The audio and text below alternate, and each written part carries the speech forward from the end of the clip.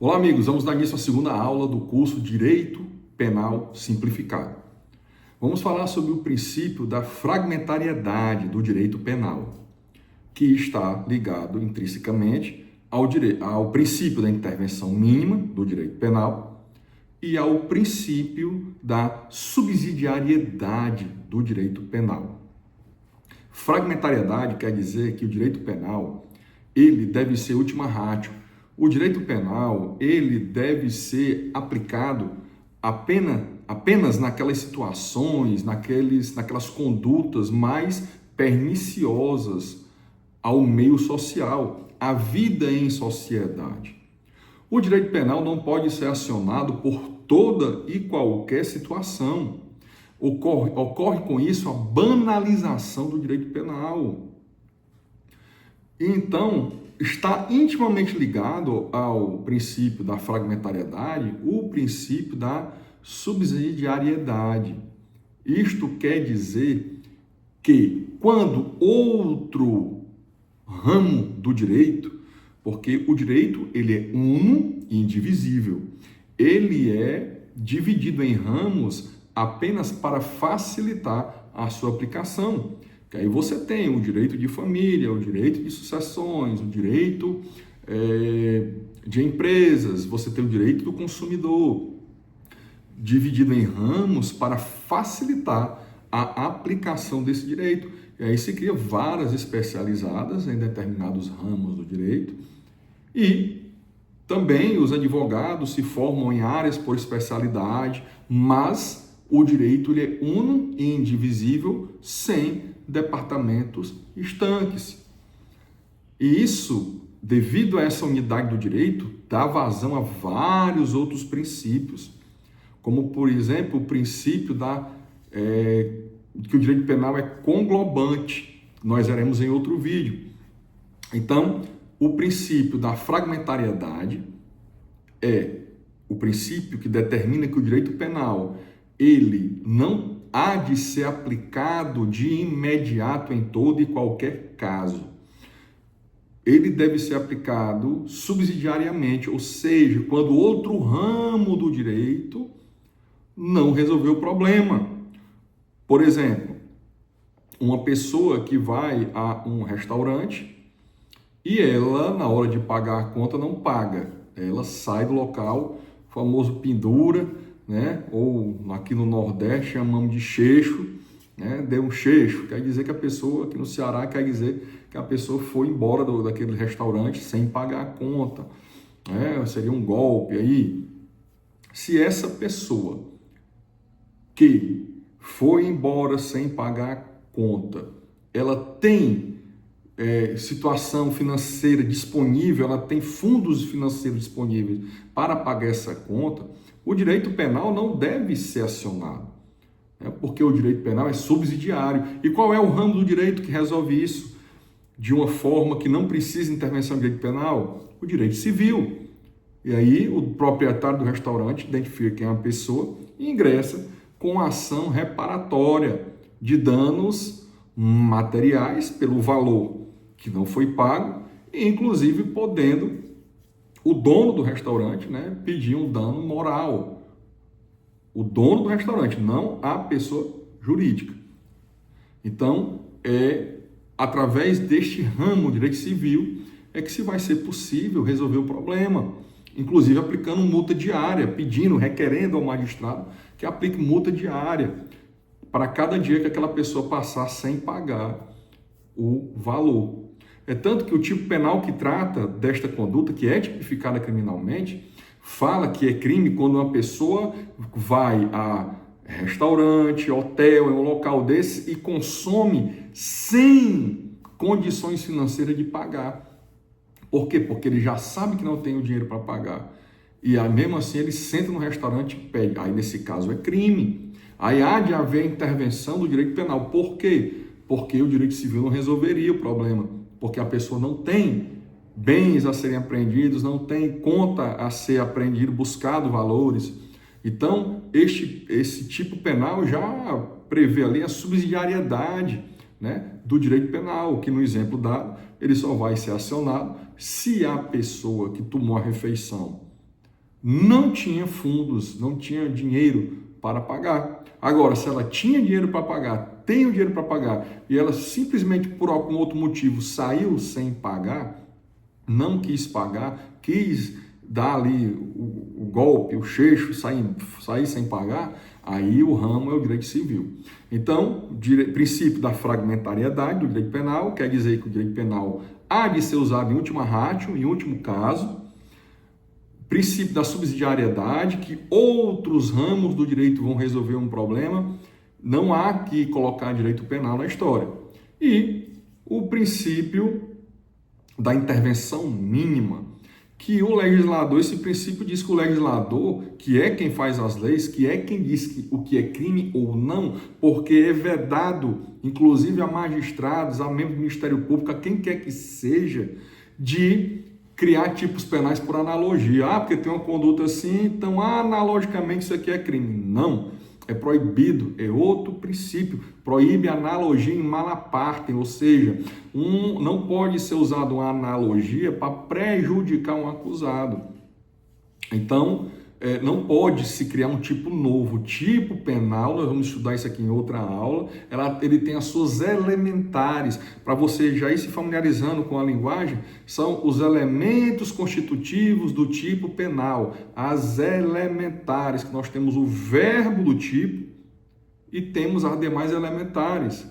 O verbo do tipo é aquele verbo, é o fazer, né? No crime de homicídio, matar alguém. Só tem duas elementares, o verbo do tipo matar e o alguém, tem que ser um ser humano. Nós veremos isso em outra aula, sobre as elementares do tipo penal. Então, a intervenção mínima diz respeito ao legislador. Ele não vai cair nessa sanha punitiva da sociedade brasileira, moralmente, que tudo quer transformar em crime, não pode.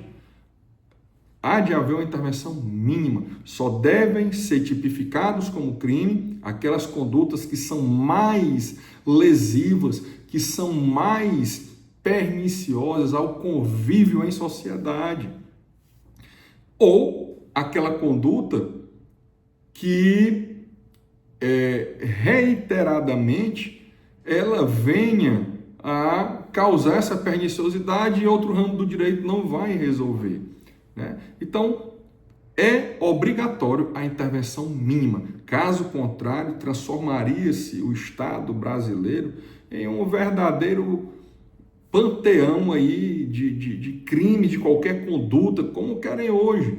Qualquer conduta já ser descrita como crime, e não é assim.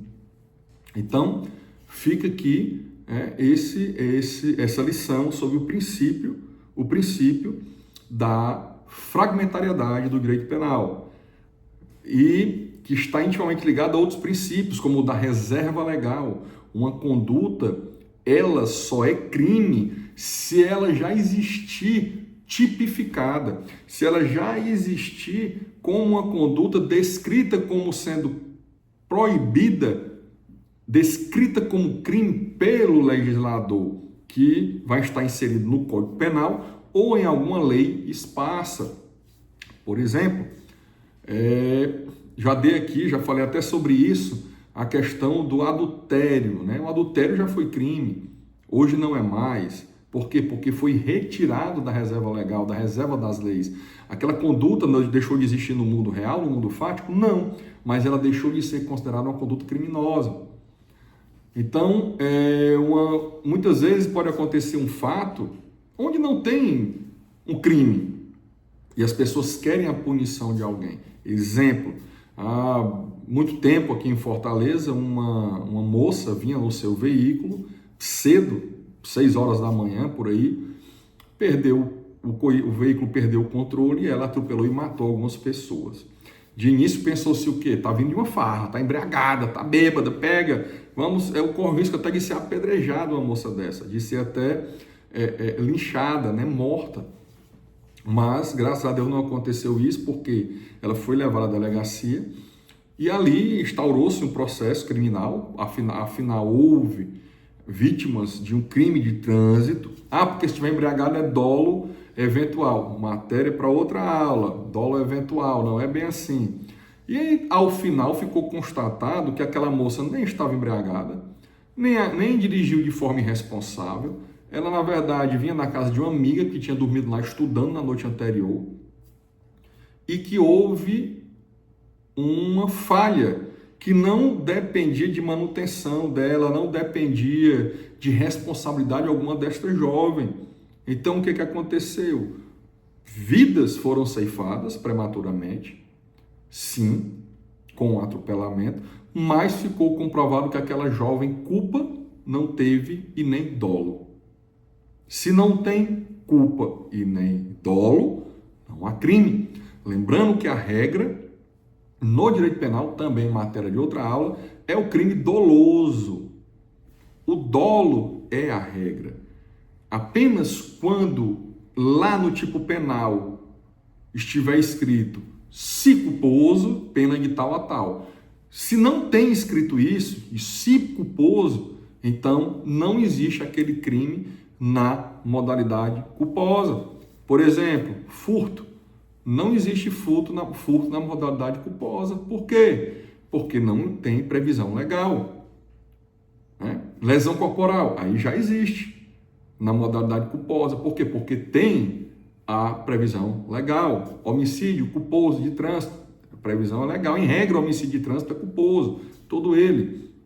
Então, a regra é dolo, culpa, só é exceção, quando está lá descrito nas elementares de um tipo penal. Então, o princípio da intervenção mínima, o princípio da fragmentariedade e o princípio da subsidiariedade estão intimamente ligados. Fragmentariedade, direito penal só deve ser usado em último caso, naquelas condutas mais perniciosas.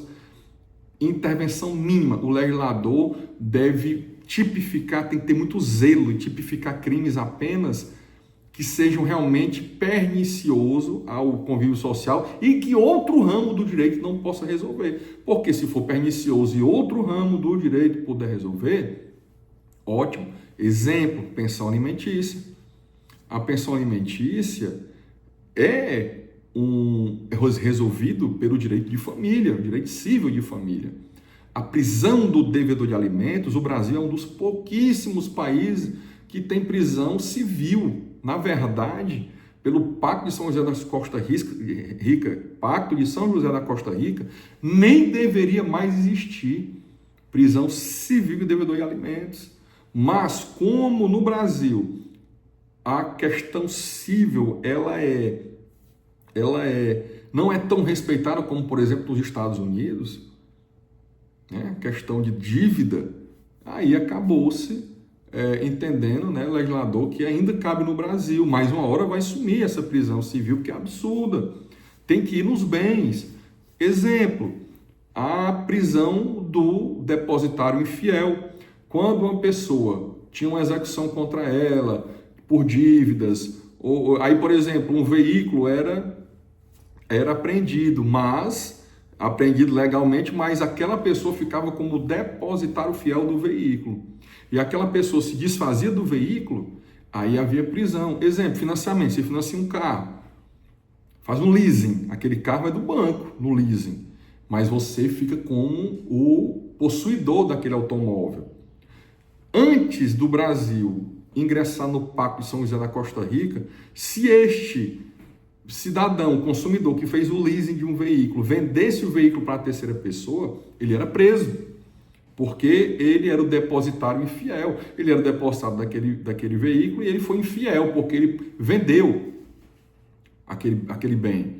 Mas com o advento do Brasil sendo signatário do Pacto de São José da Costa Rica, que traz várias questões da dignidade da pessoa humana, entre elas a não prisão civil por dívida, né?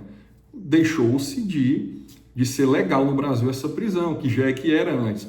Mas a prisão civil de devedor de alimentos permanece, ainda que é ilegal. porque o Pacto de São José da Costa Rica tem força de norma constitucional para o Brasil, que é signatário, para os países que são signatários. Mas, por uma política, aí entra a questão política no direito, ainda se permite a prisão do devedor de alimentos. Alimentos decorrentes do direito de família, não outro tipo de alimentos como decorrente de acidentes ou de questões de saúde ou com o governo. Então é isso, né? Vamos encerrar aqui essa aula, nossa segunda aula, que falamos sobre o princípio da fragmentariedade, subsidiariedade e intervenção mínima do direito penal na vida dos cidadãos. Para finalizar, mais uma coisa mais recente, né? Uma juíza de São Paulo determinou que fosse feito um aborto em um hospital porque a mulher alegou que na hora da relação sexual o companheiro lá dela retirou o preservativo do pênis e acabou por ejacular dentro da moça e ela engravidou. Relação consensual, mas que ela alega que no meio da relação ele tirou o preservativo sem comunicá-la. Absurda a decisão da juíza, porque ela usou analogia para criar um crime que não é tipificado e também para colocar uma permissiva, né? Ainda que existisse o crime, ainda que se possa querer enquadrar esse crime na posse sexual mediante fraude, né? Não é uma das permissivas para o aborto no Brasil, não é estupro. Então, ela quis inovar a legislativa, não pode, é proibida, é vedada, essa decisão deve ser reformada. E vi que nos Estados Unidos criou-se, né, uma legislação para esses casos, onde em uma relação sexual consensual o homem retira o preservativo sem conhecimento, sem ela notar, sem a mulher notar, criou-se um ilícito civil. Um ilícito civil. Quais são as consequências? Resolve com o dano moral, com o dano material e, logicamente, se houver a gravidez, vai por direito de família. Ou seja, é um exemplo perfeito de que outros ramos do direito resolvem o problema. Não há que se usar o direito penal, como aqui no Brasil já querem, já tem projeto de lei. No dia que eu estou gravando esta aula, existe um projeto de lei que quer tornar mais um crime, introduzir mais este tipo penal na reserva legal, de crime de retirar preservativo sem o consentimento da parceira, sem que ela note, porque se notar já querem levar até para o estupro. Então não é assim. É importantíssimo os princípios por isso. Fragmentariedade, subsidiariedade e intervenção mínima do direito penal. Até a próxima aula, se Deus quiser.